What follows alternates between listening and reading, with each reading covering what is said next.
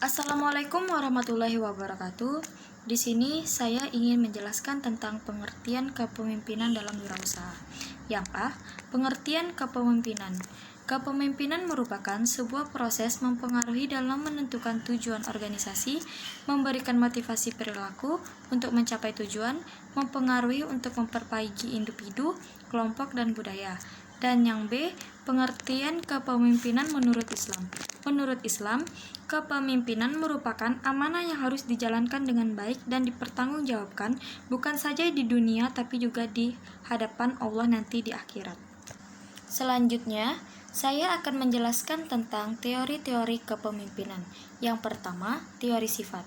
Teori sifat ini disebut juga teori genetik, karena menganggap bahwa pemimpin itu dilahirkan bukan dibentuk. Teori ini menjelaskan bahwa eksistensi seorang pemimpin dapat dilihat dan dinilai berdasarkan sifat-sifat sejak lahir sebagai suatu yang diwariskan. Dan yang kedua, teori perilaku. Teori ini berusaha menjelaskan apa yang dilakukan oleh seorang pemimpin yang efektif, bagaimana mereka mendelegasikan tugas, berkomunikasi, dan memotivasi bawahan. Yang ketiga, teori lingkungan.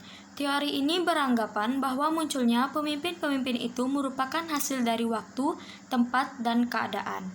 Yang keempat, teori manusia hebat. Teori ini menyatakan bahwa kepemimpinan merupakan bakat atau bawaan sejak seorang lahir. Bernays dan Nanus menjelaskan bahwa teori great man atau orang besar berasumsi pemimpin dilahirkan bukan diciptakan. Yang kelima, teori kepemimpinan transformasional, yaitu serangkaian kemampuan yang memungkinkan seorang pemimpin untuk mengenali kebutuhan akan perubahan untuk menciptakan sebuah visi yang menuntut perubahan tersebut dan melaksanakan perubahan ini secara efektif. Dan yang terakhir, yang keenam, teori kepemimpinan karismatik. Teori ini yaitu menjelaskan tentang jenis pengaruh yang didasarkan pada karisma pemimpin, yaitu bentuk daya tarik interpersonal yang menumbuhkan dukungan dan rasa penerimaan. Selanjutnya, saya akan menjelaskan tentang kepribadian kepemimpinan dalam berwirausaha.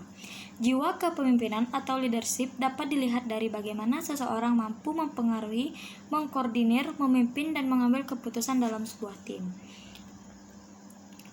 Jiwa kepribadian dalam sebuah kepemimpinan yang pertama yaitu keberanian mengambil risiko adalah merupakan ciri dari watak pemimpin berjiwa wirausaha. Orang mampu memimpin yang menyukai tantangan atau risiko seperti persaingan, harga turun naik, barang tidak laku, dan sebagainya. Yang kedua, berani bertindak. Manusia hidup wajib berusaha, maka keberanian untuk bertindak adalah hakikat wirausaha. Keberanian seorang dalam wirausaha yang senantiasa dihadang oleh risiko merupakan wujud daripada keberanian menembus ketidakpastian usaha.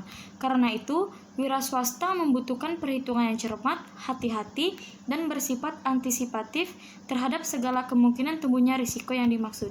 Dan yang ketiga, berpikir dan berjiwa besar, merupakan ahli dalam menciptakan gambaran positif, memandang ke depan, optimis baik pemikiran mereka sendiri maupun orang lain.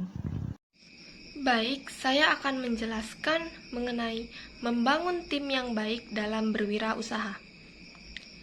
Dalam upaya membangun tim yang baik dalam bekerja adalah kesamaan visi, misi, dan tujuan yang ingin dicapai dengan terus melakukan brainstorming agar kesepakatan bersama dapat tercapai. Salah satu aspek yang dibangun adalah pembagian tugas yang jelas sehingga masing-masing anggota mengerti kewajibannya. Selanjutnya akan dapat menumbuh kembangkan rasa tanggung jawab dan komitmen dalam diri anggota tim. Selanjutnya, ada having mentoring dalam berwirausaha. Dalam melakukan pengalaman sebagai wirausaha, seseorang sebaiknya tetap didampingi oleh seseorang yang dipercaya mampu mengarahkan bisnisnya menjadi lebih baik. Kesempatan ini dapat dilakukan oleh seorang mentor yang terlibat dalam langkah-langkah pembelajaran siswa dan pengelolaan usahanya. Deal and Graming 2015. Biasanya mentor mengarahkan, membimbing, dan mengawasi jalannya usaha mentes supaya tidak terlampau batas dan tetap ada pada tujuan.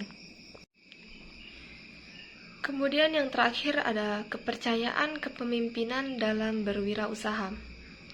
Kepercayaan adalah salah satu aspek yang mendapatkan perhatian dan banyak dibahas oleh para ahli manajemen, baik yang terdapat di dalam referensi dasar manajemen maupun perilaku organisasi.